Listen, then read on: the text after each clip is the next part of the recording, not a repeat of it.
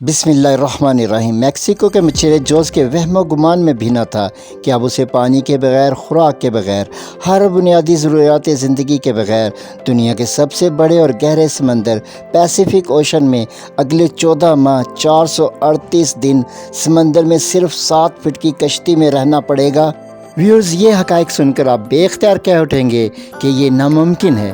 کوئی سمندر میں تو کروز شپ، آئل ٹینکر وغیرہ کے جن میں زندگی کی ہر ضرورت میسر ہوتی ہے، اس پر بھی 1 ماہ سے زیادہ عرصہ نہیں گزار سکتا، تو تنہا سمندر کی خطرناک لہروں میں صرف 7 فٹ کی کشتی میں 14 ماہ یعنی 438 دن کوئی کیسے زندہ رہ سکتا ہے؟ لیکن آج ہم جس مچھیرے کی کہانی سنانے جا رہے ہیں اس نے ایسا کر کے دکھا دیا۔ اسی لیے تو کہا جاتا ہے جسے اللہ رکھے اسے کون چکھے۔ یہ 2012 کی بات ہے۔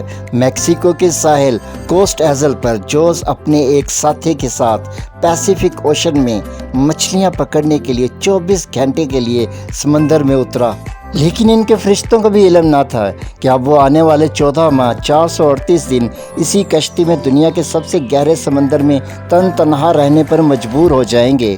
اس سے قبل کہ ہم جوز کی کہانی کی مزید تفصیلات بتائیں، یہ جاننا از حد مفید ہوگا کہ پیسیفک اوشن ہے کتنا بڑا۔ اس کی وسعت کا اندازہ آپ اس بات سے لگا سکتے ہیں کہ اگر اس سمندر کے ایک حصے میں سوراخ کریں اور دوسرے حصے سے وہ سوراخ نکالیں، آپ کو حیرت ہوگی زمین کے دوسرے حصے میں یہ سوراخ اسی سمندر میں سے نکلے گا۔ دنیا کے 5 سمندروں میں سے پیسیفک اوشن سب سے بڑا اور گہرا سمندر ہے۔ اس کا رقبہ 165 ملین اسکوائر کلومیٹر ہے۔ زمین پر موجود خشکی کے 7 براعظم یہ زمین پر موجود سمندر کا تیسرا حصہ ہے۔ یہ کل 148 ملین اسکوائر کلومیٹر زمین پر تمام خشکی کا رقبہ ہے۔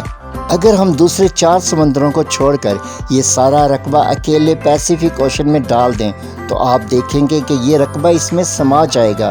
نہ صرف سما جائے گا بلکہ خالی جگہ مزید بچ جائے گی۔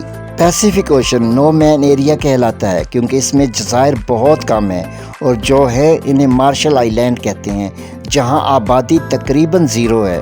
اب آپ تصور کریں کہ اگر کوئی شخص یا شپ اس سمندر میں راستہ بھٹک جائے تو کوئی معجزہ ہی انہیں واپس خشکی پر لا سکتا ہے، لیکن خدا کی کرنی جوز نے یہ کارنامہ صرف 7 فٹ کی کشتی میں تنہا اسے عبور کر کے سر انجام دیا۔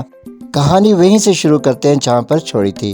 جوز اور اس کا ساتھی ساحل سے چند کلومیٹر دور رات کے پہلے پہر میں مچھلیاں پکڑ رہے تھے۔ ایسے میں سمندر میں طوفان آ گیا۔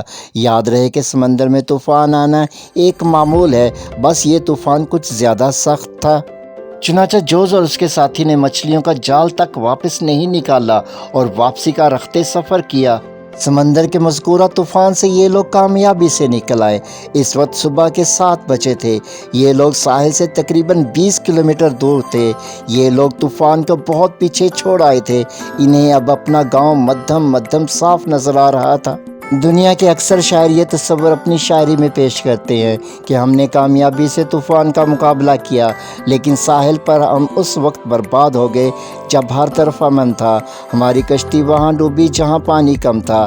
لیکن شاعر اس صورتحال کو صرف اپنے تخیل سے بیان کرتے ہیں، لیکن جوز اور اس کے ساتھی کو یہ صورتحال اصل میں پیش آنے والی تھی۔ ہوا بھی بالکل ایسے ہی کہ جب جوز اور اس کا ساتھی کامیابی سے طوفان کو شکست دے چکے اور ابھی اگلے نصف گھنٹے میں وہ اپنے گاؤں کے ساحل پر لنگر انداز ہونے کے قریب تھے کہ ان پر ایسی مصیبت آن پڑی جس کا یہ تصور بھی نہیں کر سکتے تھے۔ ہوا کچھ یوں کہ جب انہوں نے سکون کا سانس لیا، ٹھیک اس وقت ان کی کشتی کا ایندھن ختم ہو گیا۔ اس کی وجہ سے کشتی کا انجن بالکل خراب ہو کر بند ہو گیا۔ کشتی کی انجن کی خرابی کوئی بڑی بات نہیں ہوتی۔ ان کے گاؤں کا ساحل صرف 20 کلومیٹر دور تھا، مگر سامنے ضرور تھا۔ اتنا کم فاصلہ یہ لوگ چپوں کی مدد سے بآسانی طے کر سکتے تھے، لیکن جب جوز نے چپو اٹھانے کے لیے آگے بڑھا تو اس کے اوزان خطا ہو گئے، کیونکہ کشتی میں چپو تھے ہی نہیں، یعنی وہ چپو کے بغیر ہی کشتی میں سوار ہوئے یا رکھنا بھول گئے۔ ان کی یہ معمولی غلطی اب ان کی زندگی کی سنگین ترین غلطی بننے جا رہی تھی۔ گاؤں کا ساحل ان کے سامنے تھا، لیکن بیچ میں 20 کلومیٹر کا فاصلہ تھا جو لائف جیکٹ کے بغیر عبور کرنا ناممکن تھا۔ جو سیلواڈور اور اس کا ساتھی بے بسی کی تصویر بنے ہوئے تھے۔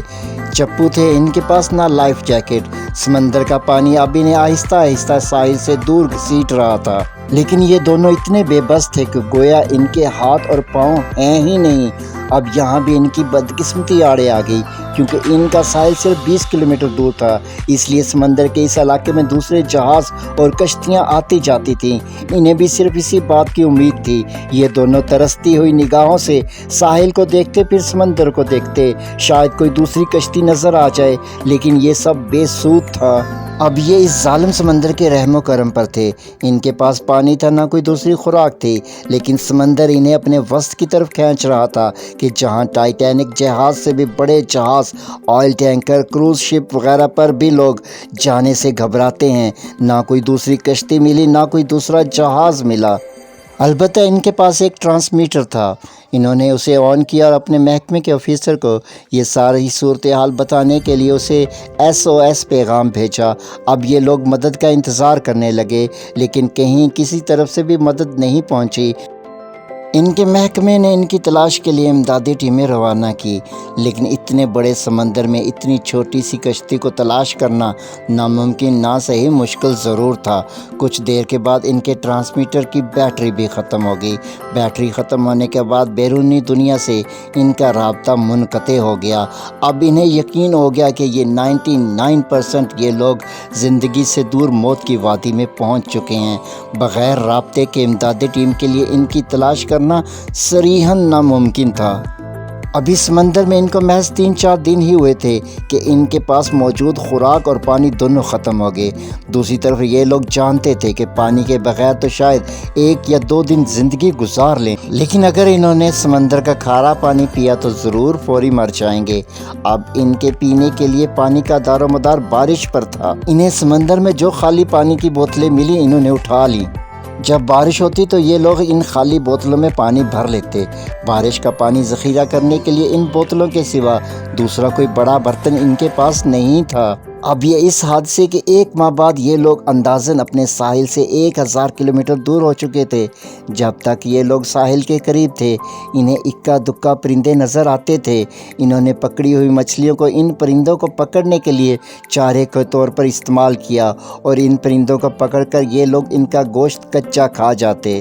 لیکن جب یہ ساحلوں سے سینکڑوں میل دور ہوئے تو ان پرندوں کا آنا جانا بھی ختم ہو گیا۔ کیونکہ انجن بند تھا، اس لیے کشتی کا فریزر بھی بند ہو گیا، اس لیے انہیں پکڑی ہوئی مچھلیاں انہیں واپس سمندر میں پھینکنی پڑیں، اور یوں اب یہ 100% خوراک اور پانی دونوں کے لیے قدرت کے محتاج ہو گئے۔ پیسیفک اوشن میں بارشیں زیادہ ہوتی ہیں، لیکن ہر روز بھی بارش نہیں ہوتی۔ بعض اوقات تو کئی ہفتوں تک بارش نہیں ہوتی تھی۔ ایسے میں ان کے لیے پینے کا پانی بالکل ختم ہو جاتا۔ تو ایسی صورتحال میں یہ لوگ پیاسے رہتے، یا پھر یہ لوگ سمندر سے کچھوے پکڑتے اور ان کا خون نچوڑ لیتے اور بوتلوں میں بھر لیتے۔ جب بارش کا پانی ختم ہو جاتا تو یہ لوگ اس خون کو پی کر گزارا کرتے تھے۔ جو سیلواڈور کا ساتھی اب ہمت ہار چکا تھا، اسے سب سے زیادہ مسئلہ کچھووں کا خون پینے کا تھا۔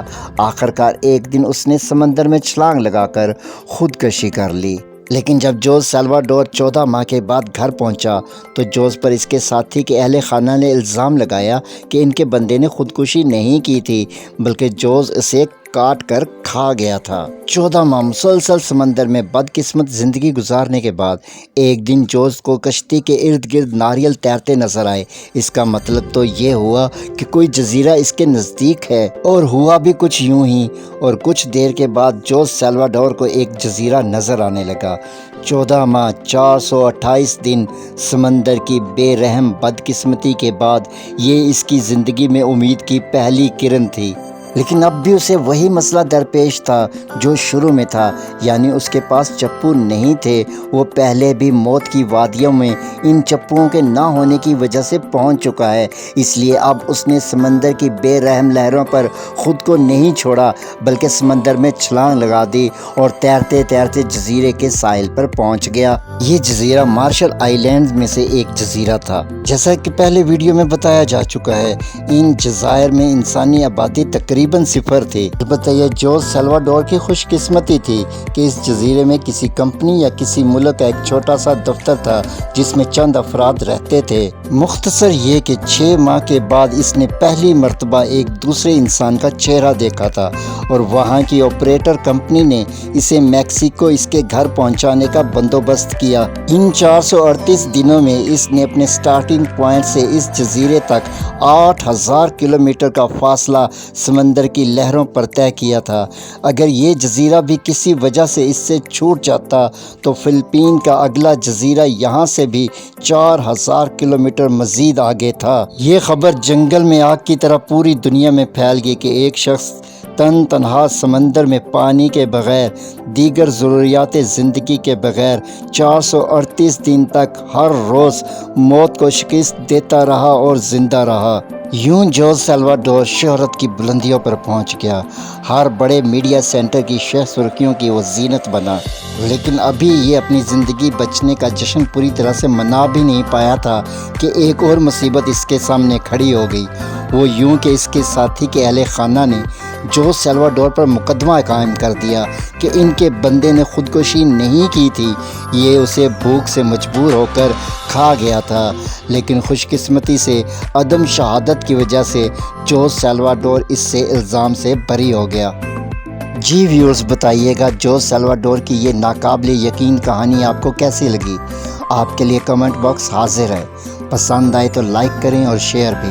سبسکرائب تو آپ نے کر ہی لیا ہوگا۔ شکریہ، والسلام۔